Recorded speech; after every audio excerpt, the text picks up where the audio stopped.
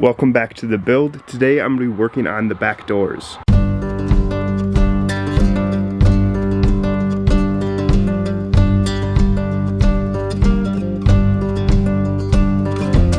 Not sure how I feel about this now.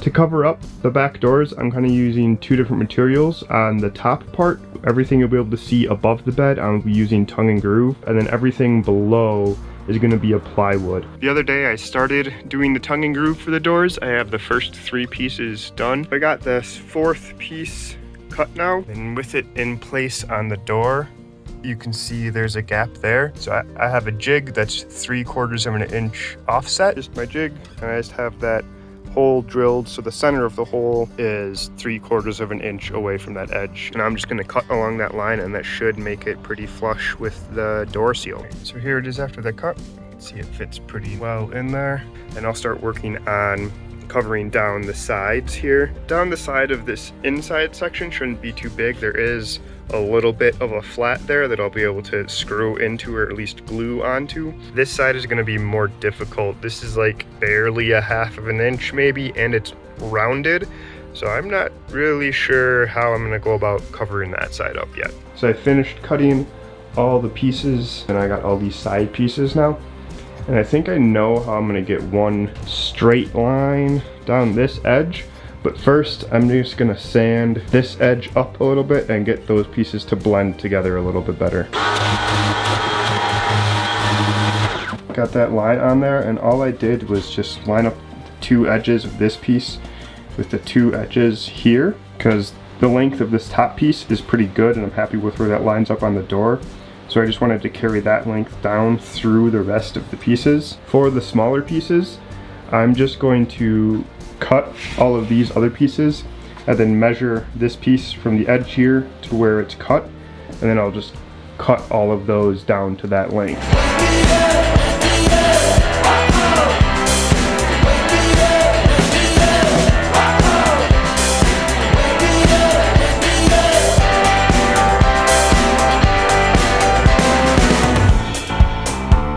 Oh, you have the strangest way of loving someone, and it feels like it's all over before it has begun. Oh, but when we do collide, we're playing no games. I just got back from Home Depot. I picked up another piece of 1/4 inch ply.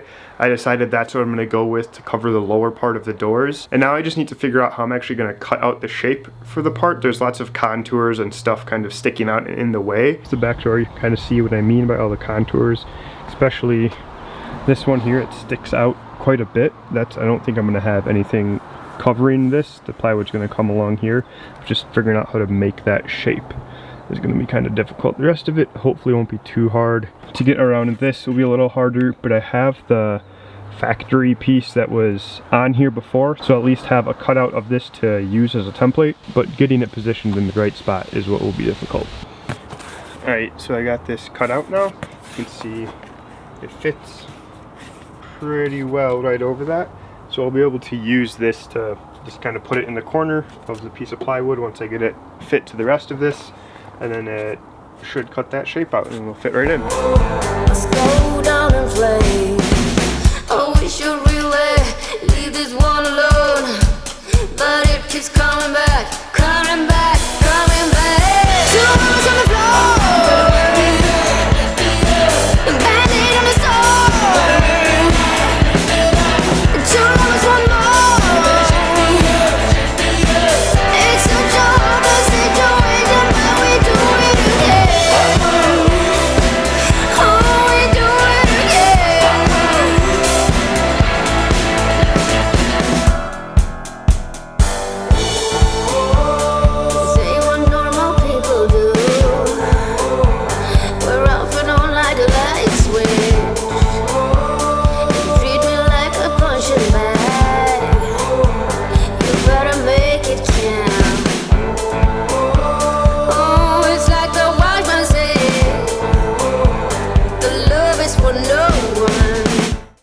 another day out here, picking up with the back doors. Last night I got the tongue and groove painted and the plywood primed. I'm not priming the tongue and groove because it is cedar, so I shouldn't really have to treat that at all. This morning I am gonna start by doing the plywood for the driver's side door. Everything I did yesterday was for the passenger side. The first thing I'm gonna do is just measure where I want this to cover. So I know I want to come up about 36 inches, and then I'm going to measure the width, and then from there I'm just going to add a few inches to each dimension to make an oversized rectangle, and that'll be the first piece that I cut. I'm going to trim away that bottom corner down there to let me close this gap a little bit, and once that gap is close enough, I'll use that tracing jig to get the actual contour of the door and then cut that out with the jigsaw. So that's all I did to the corner, just kind of notch it out. It doesn't need to be perfect. So now with this in place, you can see that gap is just a lot smaller, and I'll be able to trace the contour now. So there's that line. You can see there's just a slight curve to it. Here is the fit after cutting that trace. You can see how well that fits. It is making a little bit of contact down there in that corner, so I'll just take the sander to a little bit so we don't hit the seal. With this side fitting now, I want to cut this side to length. I'm pretty far over, so I just made that mark there. I do want to come past the metal on this one, so this seal is attached to this door, so I can come out past it. So now the next thing is I'm going to cut the shape of this windowsill here. To get this shape, all I'm going to do is I have this little tiny pencil that I cut, and then just kind of go up along all the way, you know, however long the plywood is, and then that will give me a trace on the plywood to cut. Here's the trace of the window, so I'll just go ahead and cut that out, and if it turns out like the other side, it should be a pretty spot on match. Here it is. It fits pretty well in there. Happy with it. This is the manual plunger for our Thunderbolt lock system that we installed a few videos ago. So I'll just have to kind of figure out how to get this position and drill a hole in that position so this can come through, and we'll be done and ready to prime it. I ended up having to oversize that hole. These threads just aren't, there's not enough of them to like come out onto the outside of the plywood to get the nut on to hold this thing in place. So I just had to make enough room for the nut to still butt up against the metal. Next, I need to cut out a template for this part that sticks out, much like I did on the last door. All right.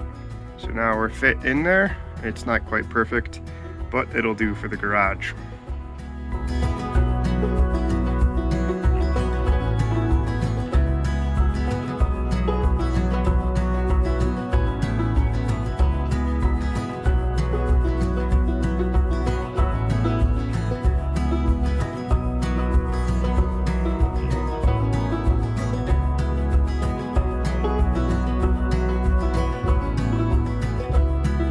Hey, good girl.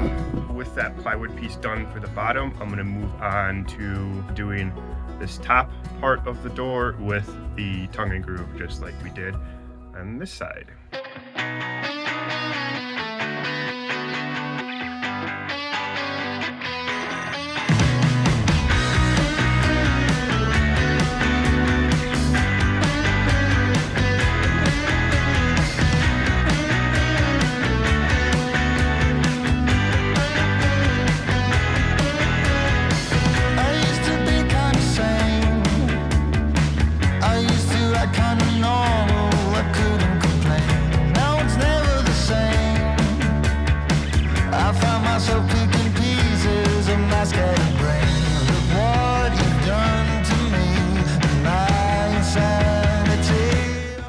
For this first piece here, I'm gonna do it much like I did the plywood. I'm gonna notch out this corner, just kind of get it out of the way so I can close in this gap, and I'll be able to use that tool to trace the contour there. Once that's done, I'll be able to come back to this side and cut out for this thing, and I have to kind of cut out down around here. This is part of the latching mechanism to keep the door closed, so I just want to make sure to be clear of it. Now I have this top piece fit in. We're all cut in around there. From here, I'll trace the door contour onto this second piece I've got up here and just continue on down. Okay, I got them all cut. So this seam is pretty good. Be happy with it. That top piece got a little bit off, but that's okay. And then this, we're a straight line down there. So we're looking good. The next steps will be to cut some smaller pieces and cover up this center pillar here. I lost you there a little bit after lunch, but I now have all of the tongue and groove cut for the center column of the driver's side door. I also have all of it painted and I have the plywood primed. What I'm about to start doing is painting the plywood, and I'm going to use Flex Seal for it. So we've used this before. It's basically just like a liquid rubber that when it dries, it's a rubber sheet. I'm really interested to see how this does on the plywood rather than on metal of the van, which is the only other place that I've used it so far. So I'm using this stuff because it's going to be the garage, and I'd like to be able to put some hooks into the plywood where we could like hang swimsuits or hang whatever that needs to dry. So I want it to like be more sealed than just with paint. So we'll see how this goes.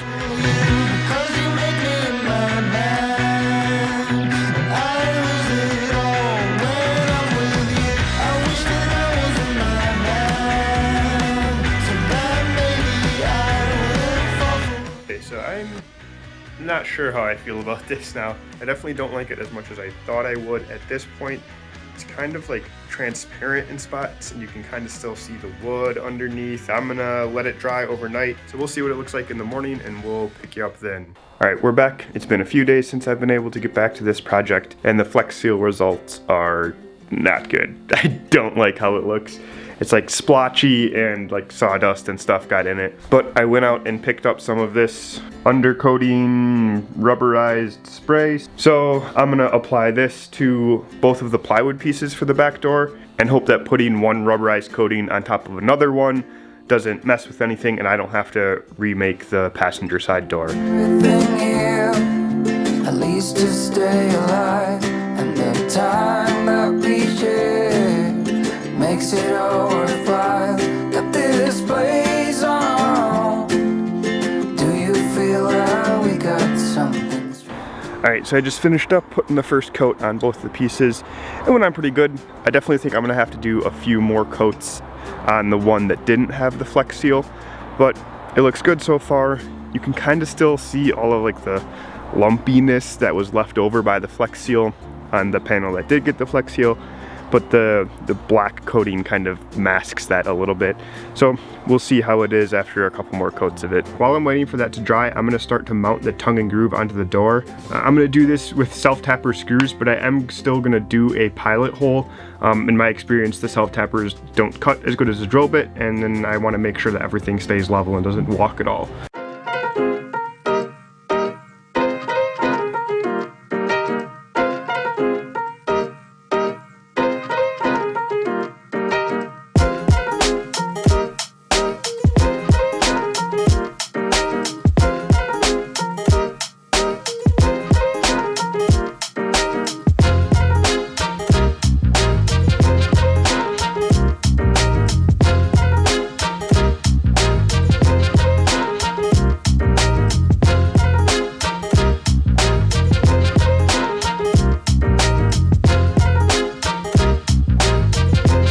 Just finished the driver's side door and I'm super happy with it. I think it looks so good. I do kind of wish the screws weren't so noticeable, but they were the best screws that I could find. But other than that, I really like it. To get some paint and take care of that little knot there. I'm about to get started on the passenger side door, putting up the tongue and groove for this. Overall, I'm really happy with how this turned out and how easy it was to do. Just based on online, looking at other people's builds, how few people have some sort of backdoor covering, I thought this was going to be a really difficult process and difficult thing to get to look good, but it's been pretty simple. The hardest part is just getting the top piece up because I'm measuring off of the floor to make sure each like side is the same distance from the floor, but then from there it's just tongue and groove, so you just like plug in the next piece and screw it on. Oh, I do know that the center column part is going to be harder because on this side I probably had 3 inches of metal to hit to get the screw in, but on this side there's maybe about 3/4 of an inch of actual flat metal to hit to get the screw to go in straight. So that'll be a little tricky, but I don't think it's going to be impossible to do. So we'll get this going and get this taken care of today. Okay, hello. So my battery died last night, but all you guys missed was 2 of those little tongue and groove pieces that I was putting in split right down the middle where I was putting the screw through. So first thing I'm doing today is making 2 more of them and getting them painted. And from there, I'm going to put in the plywood for the bottom part of the door.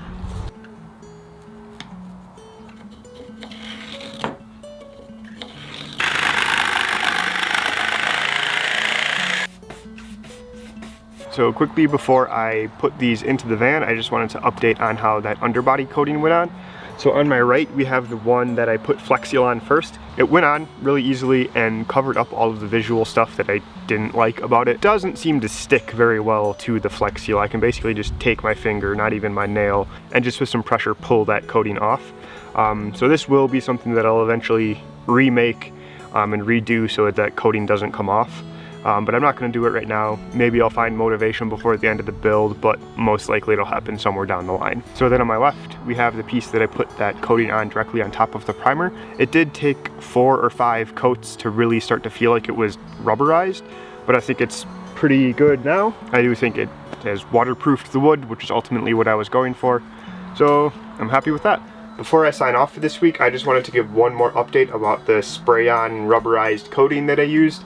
And it's not very good. The last little update I gave was before I really handled either of the panels very much.